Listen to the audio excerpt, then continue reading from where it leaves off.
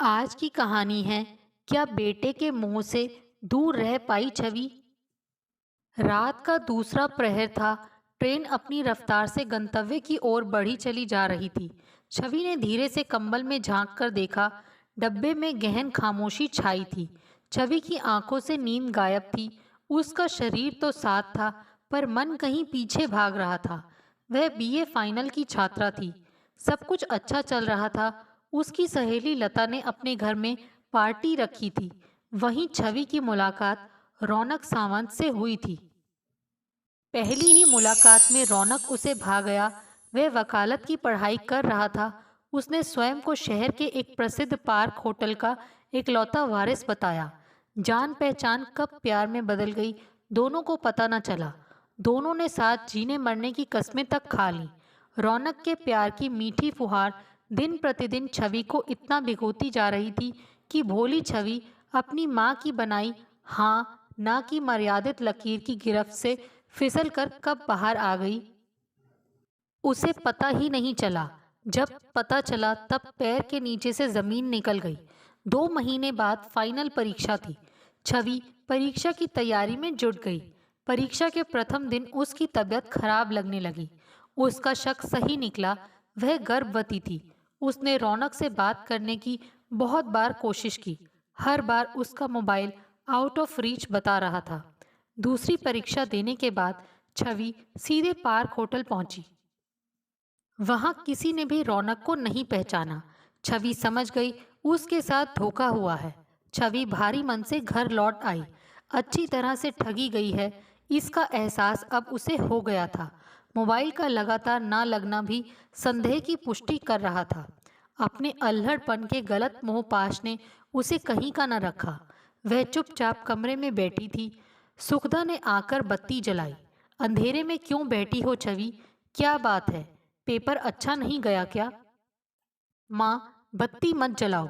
क्या हुआ है? बताओ, कुछ हुआ है क्या? सुखदा ने घबरा कर पूछा। माँ, तुम मुझे मार डालो, मैं जीना नहीं चाहती। क्या हुआ है बताओ तो, जल्दी बोलो। सुखदा की आवाज़ में घबराहट थी। माँ, मुझसे बहुत बड़ी भूल हो गई है। मैं बर्बाद हो गई।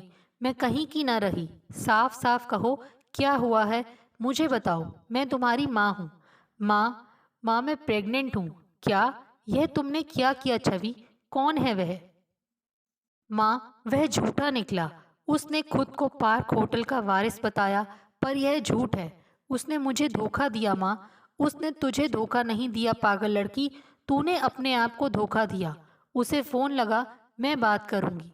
उसका फोन बंद है माँ। मैं होटल गई थी, वहां उसे कोई नहीं जानता। वह झूठा निकला। छवि अपनी नादानी पर जार जार रो रही थी। सुगधा की समझ में नहीं आ रहा था वह इस परिस्थिति से कैसे निपटे। आज नहीं तो कल यह खबर पूरी कॉलोनी में आग की तरह फैल जाएगी। छवि की बदनामी होगी अलग। उसका जीवन बर्बाद हो जाएगा। वह छवि से बोली, मैं डॉक्टर से बात करती हूँ। खबरदार, अब कोई गलत कदम तुम नहीं उठाओगी, समझी? छवि ने हामी में सिर हिलाया।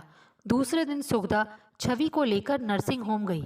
आधे घंटे बाद डॉक्टर आकर बोली, सॉरी सुगधा जी, गर्भपात नहीं हो पाया। छवि का ब्लड प्रेशर बहुत ज़्यादा लो होता जा रहा है। ऐसे में गर्भपात करने से वह भविष्य में वह माँ नहीं बन पाएगी। 1-2 दिनों बाद सुखदा ने पूछा, मुझे नहीं लगता है कि यह संभव हो पाएगा।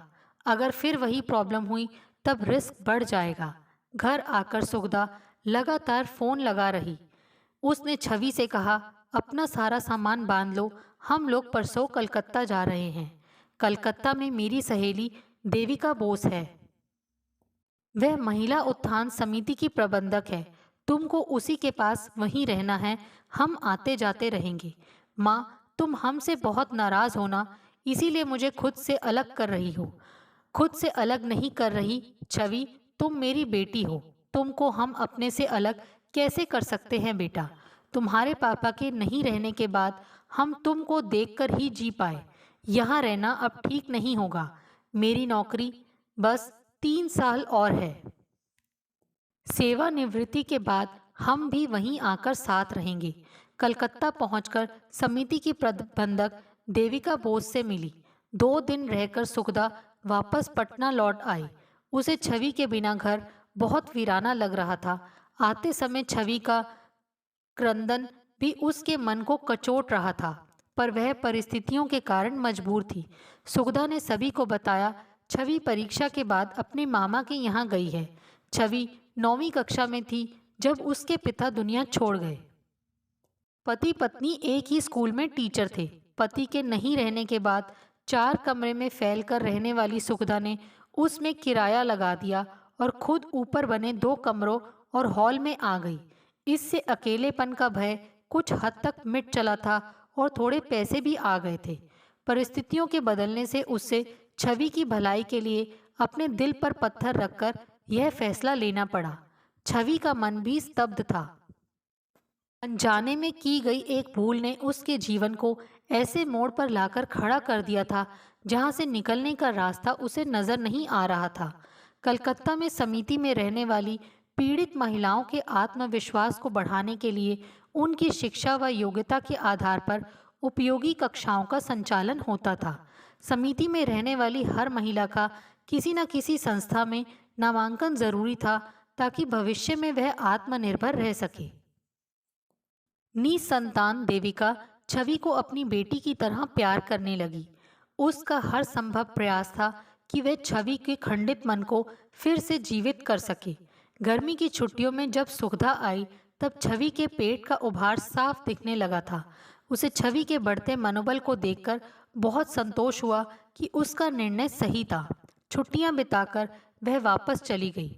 नियत समय पर छवि ने एक स्वस्थ और सुंदर बेटे को जन्म दिया। प्रसूति गृह से अपने कमरे में आने पर छवि लगातार अपने बच्चे को देखने की जिद करने लगी। एक बार तो सुगधा का मन हुआ कि वह छवि के उन्नत भविष्य के लिए झूठ कह दे कि उसे मृत बच्चा हुआ है, लेकिन माँ बनी छवि बच्चे के लिए बेचैन हो पूछने लगी, माँ कहाँ है मेरा बच्चा? प्रसव के बाद मैंने डॉक्टर की आवाज़ सुनी थी, वे कह रही थी लड़का है। मैंने बच्चे की रोने की आवाज़ भी सुनी थी। कहाँ है मेरा बेटा? बताओ न माँ, कहाँ है मेरा बच्चा? छवि ने जब तक बच्चा नहीं देखा वह बेचैन रही। देखने के बाद वह आराम से सो गई। छवि ने बच्चे का नाम प्रियम रखा। देखते देखते छवि की आंखों का तारा प्रियम 3 साल का हो गया। उसकी मीठी बोली छवि को अतीत की कड़वाहट भुलाने में मदद कर रही थी। सुखदा भी सेवानिवृत्त होकर कलकत्ता हमेशा के लिए आ गई। सुखदा को अब बस छवि के विवाह की चिंता थी, पर दिल से चोट खाई छवि विवाह के लिए राजी नहीं हो रही थी। सुगदा हर संभव प्रयास कर रही थी कि किसी तरह छवि का घर बस जाए, पर छवि के हट के आगे वह विवश हो जाती। छवि बस काम की तलाश में रहती थी। एक दिन देविका ने छवि को बताया, कलकत्ता के एक बहुत बड़े बिजनेसमैन हैं अजीत माहेश्वरी। वे करीब 40 साल के हैं। उनकी पत्नी की 2 महीना पहले कार दुर्घटना में मृत्यु हो गई थी। उनकी 7 साल की बेटी है। जब से माँ की मौत हुई है बच्ची बहुत जिद्दी हो गई है। वह बच्ची किसी की बात नहीं मानती, किसी एक बात की जिद करती है तो उसी को रटती रहती है। उसे कुछ समस्या है। अभी तक जितनी गवर्नेंस रखी गई ठीक से देख नहीं पाई हैं। अभी उसके पास कोई नहीं है। उसको देखने के लिए उन्हें एक अच्छी गवर्नेंस की ज़रूरत है।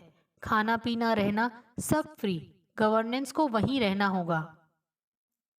तुम यह काम करोगी? छवि कैसे कर पाएगी 2-2 बच्चों की देखभाल? सुगदा ने चिंता व्यक्त की। दीदी, छवि को एक कोशिश करनी चाहिए। इंटरव्यू देकर बच्ची से मिल ले, पता चल जाएगा। देविका ने सुगदा को समझाया। ठीक है मासी। माँ तुम चिंता मत करो, मैं कर लूँगी, छवि ने कहा। देविका जब माहेश्वरी मैंशन पहुंची तो वहां एक कमरे में बिठाकर उससे कहा गया, बैठिए, सर अभी आ रहे हैं। देविका पहली बार इंटरव्यू दे रही थी। मन में खासी घबराहट थी। तभी अजीत माहेश्वरी आ गए। गठा हुआ शरीर, सुंदर नाक नक्श, लंबा कद, घने बाल, गोरा रंग, नीले रंग का सूट, आंखों पर पतले फ्रेम का चश्मा और चेहरे पर तेज, जो उसके व्यक्तित्व को आकर्षक बना रहे थे। छवि उनसे प्रभावित हुए बिना न रह सकी। उन्हें देख 2 पल देखती रही, फिर उसने अपनी नजरें नीची कर ली। आप तो बहुत कम उम्र की हैं, माहेश्वरी ने कहा। इस बात का छवि क्या उत्तर दे, वह चुप रही। आपकी प्रोफाइल में लिखा है आपका एक बेटा है। वह कितने साल का है? 4 साल का होने जा रहा है। आपको मेरी बेटी के बारे में पता है ना? इतने छोटे बच्चे को लेकर आप मेरी बेटी प्रिशा को कैसे हैंडल कर पाएंगी? जैसे एक माँ अपने 2 बच्चों की देखभाल करती है। न जाने छवि कैसे यह कह गई। उसे अपने ही इस कहे पर आश्चर्य भी हुआ। माहेश्वरी इस उत्तर से खुश हो गया। बोला, गुड, आई एम इम्प्रेस्ड। ठीक है, आप कल से आ सकती हैं। चलिए, मैं आपको बेबी से मिला दूं। जी नहीं, मैं आज बेबी से नहीं मिलूंगी। कल जब आऊंगी तभी मिलूंगी। छवि माहेश्वरी मेंशन पहुंच जाती है। उसका कमरा प्रिशा के कमरे की बगल में है। कमरे में सुविधा के सारे सामान हैं। एक औरत जो अपना नाम सुतपा बताती है, कहती है साहब ने मुझे आपके बेटे के साथ रहने के लिए कहा है। बगल के कमरे से लगातार एक बच्ची के चिल्लाने की आवाज आ रही है। नहीं, नहीं खाना है मुझे, मैं कुछ भी नहीं खाऊंगी। छवि उससे कहती है। फिलहाल वह उसके साथ वहां चले जहां से लगातार बच्ची के चिल्लाने की आवाज आ रही थी। छवि प्रियम को खिलौना देकर खेलने को कहती है। यहीं रहना, यहाँ से कहीं जाना नहीं। वह सुतपा के साथ प्रिशा के कमरे में आती है।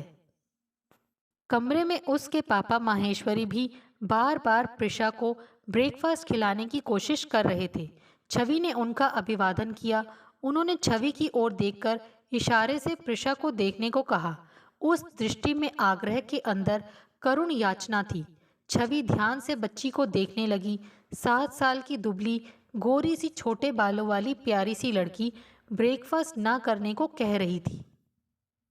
लगभग आधा दर्जन नौकरानियां बार बार आकर उससे खाने को कह रही थी। जितनी बार उसे खाने को कहा जाता उतनी बार वह ना कर देती। माहेश्वरी ने दोबारा जैसे फिर कहना चाहा, छवि ने इशारे से मना कर दिया। छवि ने आया से कहा, जब वह कह रही है मैं नहीं खाऊंगी, तब तुम लोग क्यों जिद कर रहे हो? जब उसकी इच्छा होगी वह खुद खा लेगी। प्रिशा छवि की आवाज़ सुन छवि की ओर देखने लगी। तब छवि ने कहा, बेबी, आपका मन ब्रेकफास्ट करने का नहीं है ना? नहीं, उसने तेज स्वर में कहा। ठीक है, अब आपको कोई तंग नहीं करेगा। जब आपका मन होगा तब आप कर लेना। छवि ने प्यार से कहा। आप कौन हैं? डॉल, ये तुम्हारी। मैं आपके साथ बात करने और खेलने के लिए आई हूँ। छवि ने माहेश्वरी की बात काटते हुए कहा। माहेश्वरी का मोबाइल बजा। वह बाहर चला गया। तब तक प्रियम अपने कमरे से निकलकर छवि के पास आकर खड़ा हो गया। ये कौन है? ये मेरे साथ हैं। मैं इसे आपके साथ खेलने के लिए लाई हूँ। छवि ने प्रिशा से बात करना शुरू किया। वह लगातार बोलती जा रही थी। छवि उसकी हर ऊट पटांग बात का भी जवाब देती जा रही थी। माँ के बाद इतने धीरज से किसी ने उसकी बातों को नहीं सुना था, इसीलिए वह खुश हो गई। उसके मूड को देखकर छवि ने पूछा, अच्छा, अब बताओ क्या खाओगी? प्रिशा ने खुशी से अपनी इच्छा बताई। छवि की समझ में आ गया कि वह बिन माँ की बच्ची है। उस बच्ची के दिल की बात समझने वाला कोई नहीं है। घर का हर एक व्यक्ति उसके साथ बस अपना कर्तव्य निभाता है। पिता की समझ में भी ज़्यादा कुछ नहीं आता है, या हो सकता है उनकी पत्नी ने उन्हें कभी इन चीज़ों में ज़्यादा ना घसीटा हो। बेबी अगर एक बार मना करती है, फिर घर के दर्जनों नौकर उसे उसी काम की जिद करने लगते हैं। इससे वह चिढ़ जाती है। उसे प्यार और ममता की ज़रूरत है, और बिना ज़रूरत का प्यार और ममता सिर्फ एक माँ दे सकती थी। छवि को माँ की याद आती है। उसके कारण उसकी माँ को लज्जित होना पड़ा। छवि का मन ग्लानि से भर जाता है। वह ठान लेती है इस बच्ची की मदद वह ज़रूर करेगी। समय के साथ प्रिशा धीरे धीरे छवि से बहुत घुलने मिलने लगती है। प्रिशा के कारण छवि माहेश्वरी से भी थोड़ा खुलने लगी थी। वह हंसमुख और स्पष्ट वक्ता है। प्रिशा बीमारी से बिस्तर गीला करने लगी थी, इसी कारण वह अपने पिता से अलग सो रही थी। दुष्प्रभाव का यह भी एक बड़ा कारण था। जैसे जैसे प्रिशा ठीक हो रही थी, सारी गलत चीज़ें अपने आप हटती जा रही थी। माहेश्वरी के स्टाफ थोड़े जिद्दी एवं हठी लगे। मना करने के बावजूद प्रिशा की निजी आया चानी को रसोई में लगा देते थे। चानी प्रिशा के साथ खूब घुली और प्रिशा उससे ही काम करवाना पसंद करती थी। छवि के मना करने पर भी जब वे बाज नहीं आए तब छवि को लगा इस विषय पर माहेश्वरी से बात करनी होगी। उसने इंटरकॉम में माहेश्वरी के पर्सनल नंबर से बताया बात करनी है।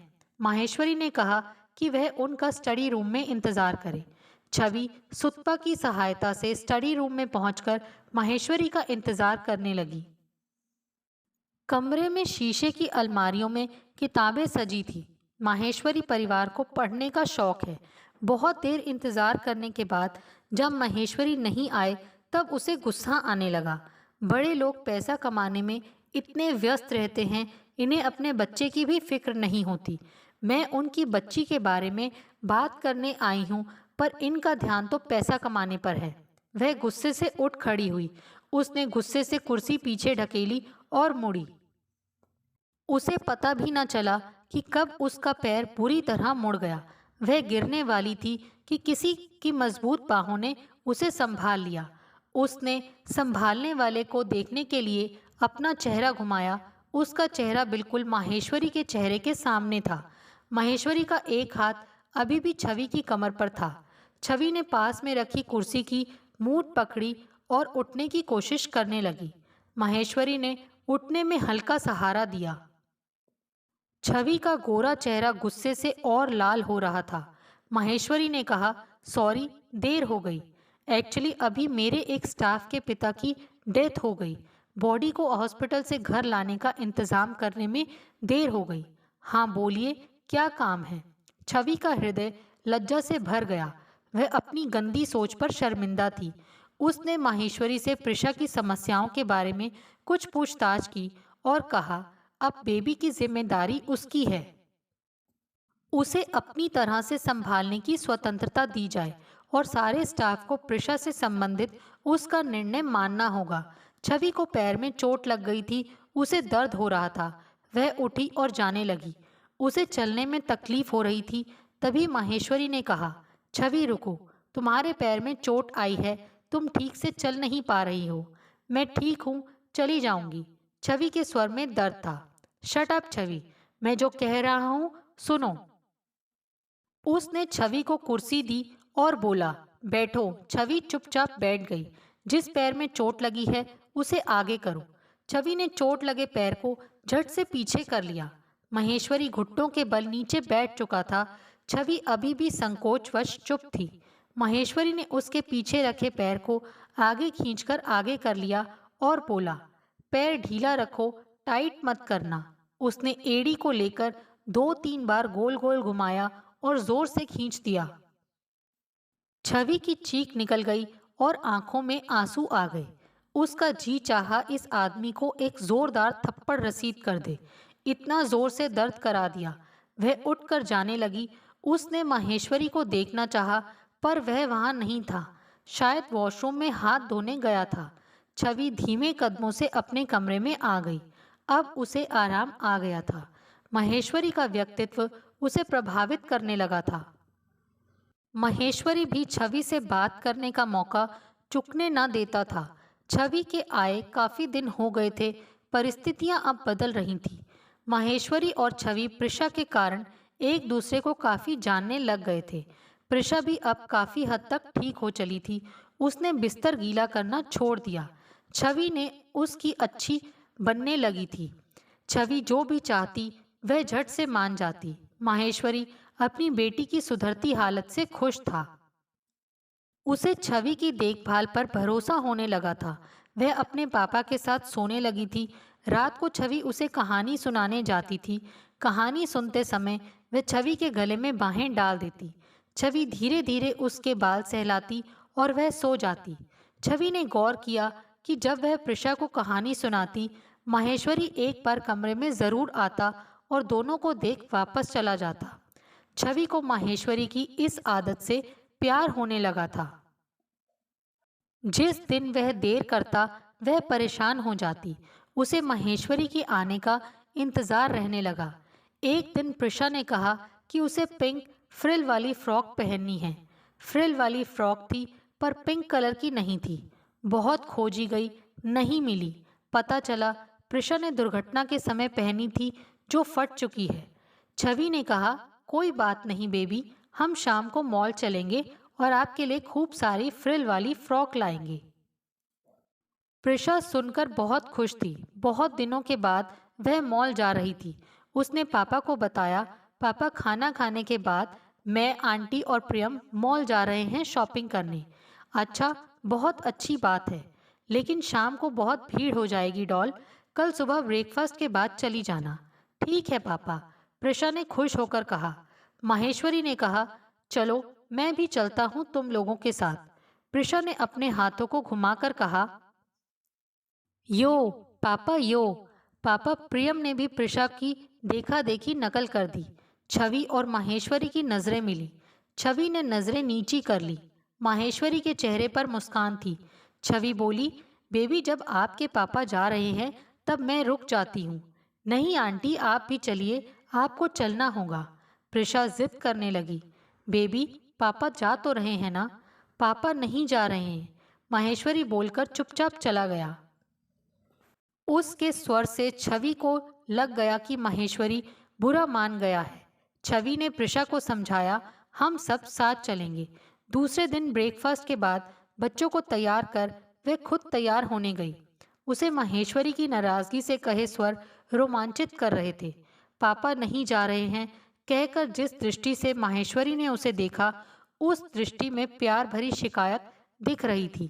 आज उसे अचानक से मौसम खुशगवार सा लगने लगा। उसका मन अच्छे से तैयार होने लगा। तैयार होकर उसने इंटरकॉम पर फोन मिलाया। उसका दिल जोर से धड़क रहा था। फोन लेकर वह थोड़ी देर चुप रही। माहेश्वरी ने कहा, छवि बोलो, मैं सुन रहा हूँ। हम सब तैयार होकर आपका इंतजार कर रहे हैं। मैं नहीं जाऊंगा तब हम सब भी नहीं जा रहे हैं, छवि ने धीरे से कहा। वह पल भर रुक कर बोला, ठीक है मैं आ रहा हूँ। छवि बच्चों को लेकर कॉरिडोर में खड़ी थी। ड्राइवर गाड़ी ले आया। बच्चे कूदकर उसमें बैठ गए। ड्राइवर बाहर निकल गया। वह समझ गई माहेश्वरी गाड़ी चलाएगा। वह चुपचाप आगे की सीट पर बैठ गई। माहेश्वरी आज बहुत स्मार्ट लग रहा था। जितनी देर बाहर वह मोबाइल पर बात करता रहा, छवि की नज़र उसी पर टिकी रही। माहेश्वरी गाड़ी का दरवाज़ा खोलकर बैठा। उसने छवि को देखा। उसे देखकर वह चौंक गया। उसने फिर छवि को देखा।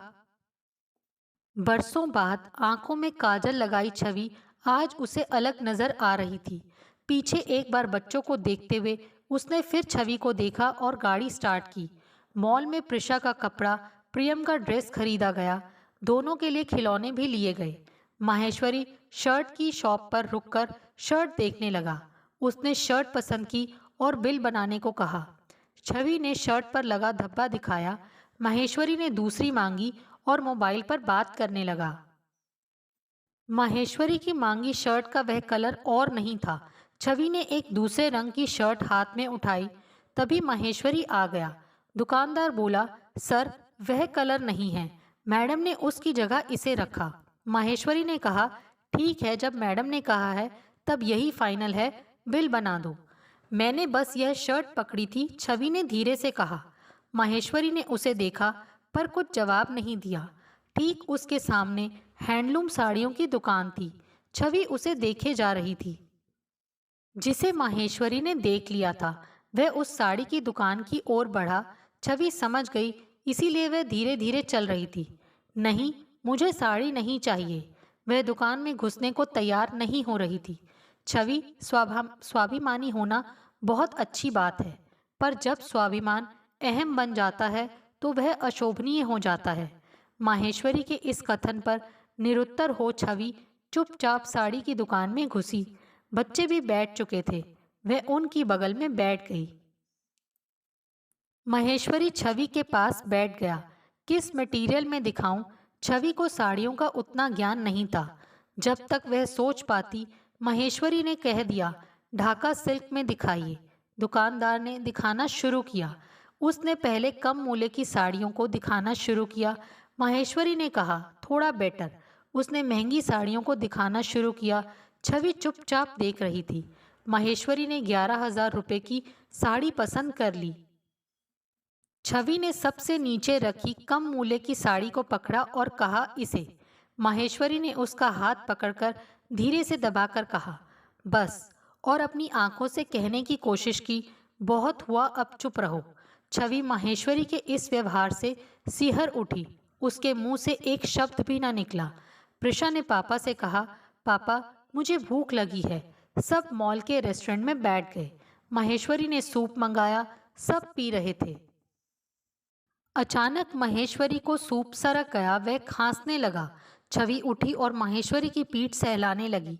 महेश्वरी लगातार खांस रहा था। अब वह कांपने लगा था। उसने छवि का हाथ जोर से पकड़ लिया। छवि ने अपना हाथ छुड़ाने की कोशिश नहीं की। खाना खाकर सब वापस घर आए। छवि महेश्वरी के प्रति अपने आकर्षण को महसूस करने लगी थी। महेश्वरी की बातें, उसके ध्यान रखने का अंदाज, सब उसे उसके करीब आने पर विवश कर रहा था। उसे रात की बात याद आ गई। वह प्रिशा को कहानी सुना रही थी। महेश्वरी आया। इस बार वह अंदर आया और प्रिशा के पास बैठकर बोला, छवि, तुमने जो मेरी बेटी के लिए किया है, उसके लिए मैं तुम्हारा हमेशा एहसानमंद रहूंगा। यह एक छोटा सा उपहार कल पूर्णिमा के कार्यक्रम में तुम साड़ी के साथ पहनोगी। मुझे खुशी होगी। छवि ने देखा, उसमें एक सुंदर सा गले का छोटा नेकलेस और वैसा ही छोटा सा कान का था। छवि को उसका उपहार देना अच्छा नहीं लगा। वह तुरंत स्टडी रूम में गई जहां महेश्वरी था। छवि कुछ कहती, उसके पहले वह बोल उठा, लाओ, वापस दे दो। लौटाने आई हो ना, कर दो वापस। छवि चौंक गई। इन्हें मेरी बात कैसे पता चली? उसने झट सेट पीछे छिपा लिया। बोली, नहीं, मैं लौटाने नहीं आई हूँ, मैं तो थैंक्स कहने आई हूँ। सुंदर सेट है। योर वेलकम, महेश्वरी ने गंभीरता से कहा। छवि चुपचाप चली आई। उसने सोच लिया, उसका यहाँ का काम खत्म हो गया है। उसे अब यहाँ से निकल जाना चाहिए। उसे इस मोहपाश के बंधन से दूर चली जाना चाहिए। उसके लिए उसका बेटा प्रियम बस उसका मोहपाश रहेगा। माहेश्वरी जैसे देव पुरुष के जीवन में वह अपने कलंकित जीवन का साया नहीं पड़ने देगी। उसने निश्चय कर लिया, वह कल पार्टी के बाद अपना इस्तीफा दे देगी। महेश्वरी मेंशन में पूर्णिमा के दिन विशेष कार्यक्रम होता था। कार्यक्रम के बाद लंच लेने के उपरांत छवि ने अपना इस्तीफा लिखकर ऑफिस में पहुंचा दिया। पूरे दिन वह महेश्वरी के सामने आने से बचती रही। जब भी उसकी आवाज़ सुनती, झट अपने कमरे में चली जाती। रात में वह खाने को पहुंची, तब महेश्वरी के नौकर ने बताया, साहब ने खाना नहीं खाया, छत पर जाकर बैठे हैं, किसी को भी वहां आने को मना किया है। उसने चीना से दोनों बच्चों को देखते रहने को कहा और छत पर चली गई। वह जाकर महेश्वरी के पास जाकर खड़ी हो गई। महेश्वरी आराम कुर्सी पर आंखें बंद किए चुपचाप गहन सोच की मुद्रा में बैठा था। आहट होने पर उसने आंखें खोलकर देखा और फिर अपनी आंखें बंद कर ली, मानो उसे पता था छवि जरूर आएगी। छवि ने पूछा, आपने खाना क्यों नहीं खाया? भूख नहीं है। क्या हुआ जो भूख नहीं है?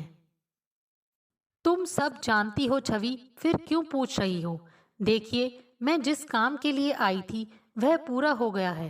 प्रिशा अब बिल्कुल ठीक है। आप उसे अब स्कूल में डालने वाले हैं। सच पूछिए तो अब बेबी को गवर्नेंस की नहीं, एक माँ की ज़रूरत है। तुमसे अच्छी माँ उसे कहाँ मिलेगी? मेरे बारे में आप नहीं जानते हैं। मेरा आंचल मैला है। इसमें मेरे अतीत के काले गंदे धब्बे हैं। मैं अपने प्यार से उन धब्बों को धो दूंगा छवि। मैं एक कुंवारी माँ हूँ। मैं अपने नाम के सिंदूर से तुम्हें सुहागन माँ बना दूंगा।